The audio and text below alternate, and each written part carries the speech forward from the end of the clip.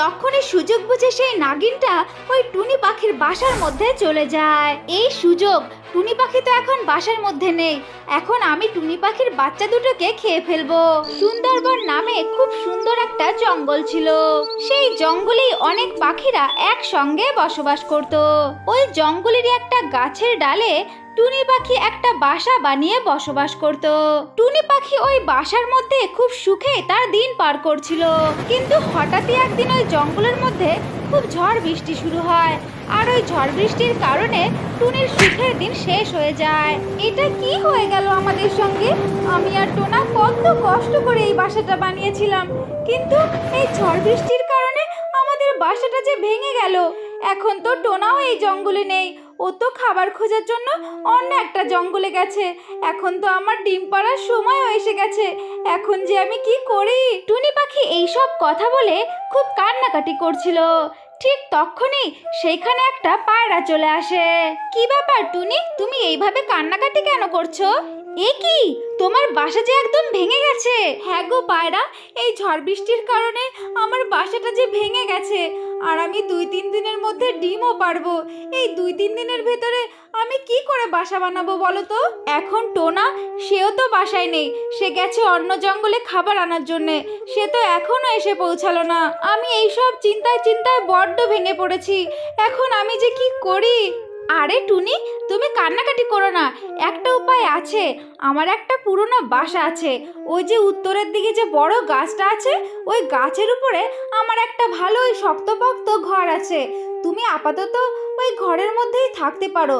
আমি তো এখন আর ওই বাসায় থাকি না, আমি নতুন বাসা বানিয়েছি, এখন আমি সেইখানেই থাকি। সত্যি পায়রা, তুমি অনেক ভালো, তুমি আমার দুঃসময়ে আমাকে অনেক উপকার করলে। তাহলে আজকে থেকে আমি তোমার ওই পুরনো বাসাতেই থাকবো। এরপরে টুনি পাখি ওই জঙ্গলের বড় গাছটাতেই সেই পায়রার বাসাতেই থাকতে শুরু করে। কিন্তু ওই গাছের সামনেই একটা গুহার মধ্যে একটা ইচ্ছাধারী নাগিন বসবাস করত।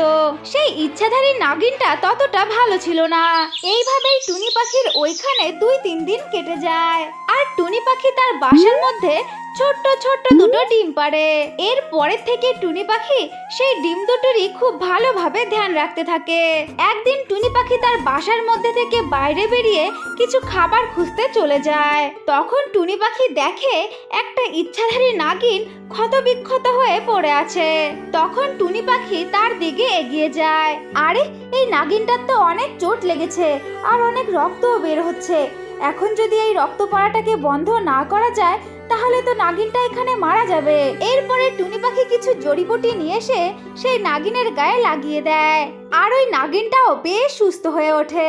আরে টুনি পাখি, তুমি আমার প্রাণ বাঁচালে, তোমাকে অনেক ধন্যবাদ টুনি পাখি। আমাকে তোমার ধন্যবাদ দিতে হবে না, আমি তো তোমার প্রতিবেশী। ওই যে দেখছো গাছটা, ওই গাছের উপরেই আমার বাড়ি। সত্যি টুনি পাখি, তুমি বড্ড ভালো। তাহলে টুনি, আজ থেকে আমরা দুজন খুব ভালো বন্ধু, কেমন? এরপরে ওই টুনি আর নাগিনের খুব ভালো বন্ধুত্ব হয়ে যায়। টুনি পাখি সেই নাগিনের সঙ্গে সারা জঙ্গল ঘুরে বেড়ায়। এইদিকে টুনি পাখি যদি কোনো কিছু ভালো মন্দ রান্না করতো, সেইখান থেকে সেই নাগিনকেও খাওয়ার জন্য দিয়ে দিত। এইভাবেই দিব্যি কেটে যাচ্ছিল তাদের দিন। এইভাবেই বেশ কিছুদিন কেটে যায়, আর টুনি পাখির দুটো ডিমের মধ্যে থেকে ছোট্ট ছোট্ট দুটো বাচ্চা বাইরে বেরিয়ে আসে। আর কিছুদিন পর টুনি পাখি তার বাচ্চা দুটোকে নিয়ে সেই নাগিনের কাছে আসে, আর এসে বলে, বন্ধু বন্ধু, তুমি একটিবার বাইরে বেরিয়ে আসো, দেখো আমি কাদেরকে নিয়ে এসেছি। এই তো বন্ধু, আমি এসে গেছি, এখন বলো কাদেরকে নিয়ে এসেছো তুমি? এই দেখো বন্ধু, এই দুটো হচ্ছে আমার ছানা, এদের সঙ্গে তোমার দেখা করাতে নিয়ে আসলাম। ওই নাগিনটা টুনি পাখির ছানা দুটো দেখে তার লোভের দৃষ্টিতে পরিণত হয়, আর ওই নাগিনের মনে মনে টুনি পাখির ছানা দুটোকে খাওয়ার খুব ইচ্ছে হয়। আরে কি হলো বন্ধু, তুমি তো একভাবেই তাকিয়ে আছো আমার বাচ্চাদের দিকে, তুমি তো কিছু বলছো না, কি ভাবছো তুমি এত? না টুনি পাখি, তেমন কিছু নয়, আমি তোমার বাচ্চা দুটোকে দেখছি। কি নাদুস নুদুস হয়েছে তোমার বাচ্চা দুটো, আর কি মিষ্টি দেখতে। আরে বন্ধু, তুমি এমন ভাবে বলো না, না হলে যে আমার বাচ্চাদের আবার নজর লেগে যাবে। ঠিক আছে বন্ধু, তাহলে তুমি ভালো থেকো, এখন আমি চলি কেমন। এই কথা বলে টুনি পাখি তার দুই বাচ্চাকে নিয়ে সেইখান থেকে চলে যায়।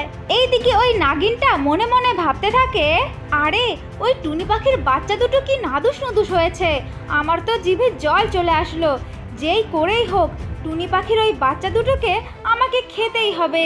এই জঙ্গলের ব্যাঙ ধরে খেতে খেতে আমার মুখের পুরো অরুচি ধরে গেছে। এখন আমি মুখের রুচি ফেরাতে ওই টুনি পাখির বাচ্চা দুটোকে খাবো। এসব কথা বলে ওই নাগিনটা খুব খুশি হয় আর এক মুহূর্তের মধ্যে টুনি পাখির সঙ্গে সমস্ত বন্ধুত্ব ভুলে যায়। ওই নাগিনটা সব সময় দূর থেকে টুনি পাখির ছানা দুটোকে দেখতে থাকতো আর খাওয়ার জন্য সুযোগের অপেক্ষা করতে থাকতো। একদিন টুনি পাখি তার বাসাতে ছিল না, ঠিক তখনই সেইখানে ওই পায়রাটা চলে আসে। ওই পায়রাটা এসে সেই নাগিনটাকে দেখতে পায়। আরে এই নাগিনের দৃষ্টি তো আমার একদমই ভালো লাগছে না। এই ইচ্ছাধারী নাগিনটা যে টুনির বাচ্চা দুটোকে অন্য নজরে দেখছে। আমার তো মনে হচ্ছে এই ইচ্ছাধারী নাগিনটা টুনির বাচ্চা দুটোকে খেতে চায়। ওর লোভী দৃষ্টি দেখেই আমি বুঝতে পারছি, না আমি আগে থেকেই টুনি পাখিকে সাবধান করে রাখবো। এই কথা বলে ওই পায়রা সেই টুনির ঘরের মধ্যে চলে যায়। কিছুক্ষণ পর টুনি পাখি তার বাসায় ফিরে আসলে সেই পায়রা টুনি পাখিকে সমস্ত কথা খুলে বলে। আরে পায়রা বন্ধু, তুমি ভুল ভাবছো ওই নাগিনকে। ওই নাগিন যে আমার খুবই ভালো বন্ধু, ও এমনটা কখনোই ভাবতে পারে না। ও আমার বাচ্চাদেরকে খাবে না, ও আমার বাচ্চাদেরকে যে ওর নিজের সন্তানের মতনই দেখে।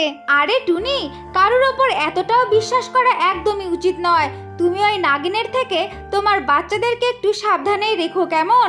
এত বিশ্বাস ভালো নয় টুনি, তুমি তোমার বাচ্চাদেরকে একটু দেখে রেখো।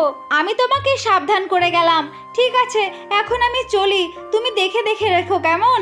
এই কথা বলে ওই পায়রাটা সেইখান থেকে চলে যায়। টুনি পাখি ওই পায়রার কোনো কথায় বিশ্বাস করে না, কারণ টুনি পাখি ওই নাগিনকে অন্ধের মতো বিশ্বাস করত। এইভাবে বেশ কিছুদিন কেটে যায়। একদিন টুনি পাখি তার বাচ্চাদেরকে সেই বাসার মধ্যে একা রেখে বাইরে চলে যায় খাবার খোঁজার জন্য। ঠিক তখনই সুযোগ বুঝে সেই নাগিনটা ওই টুনি পাখির বাসার মধ্যে চলে যায়। এই সুযোগ, টুনি পাখি তো এখন বাসার মধ্যে নেই, এখন আমি টুনি পাখির বাচ্চা দুটোকে খেয়ে ফেলবো। ওই নাগিনটা যখন এই সমস্ত কথা বলছিল ঠিক তখনই সেইখানে ওই টুনি পাখি চলে আসে আর এসে নাগিনের সমস্ত কথা শুনে ফেলে।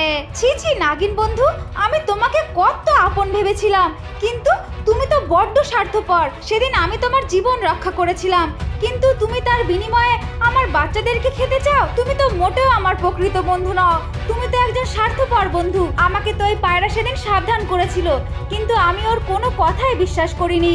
এখন তুমি এখান থেকে চলে যাও, তোমার সঙ্গে আজকের পরের থেকে আমার কোনো সম্পর্ক নেই। তাহলে বন্ধুরা, কেমন লাগলো আমাদের গল্প? আশা করি তোমাদের অবশ্যই ভালো লেগেছে। যদি ভালো লেগে থাকে তাহলে অবশ্যই লাইক করবে আর চ্যানেলটাকে সাবস্ক্রাইব করে দেবে কেমন।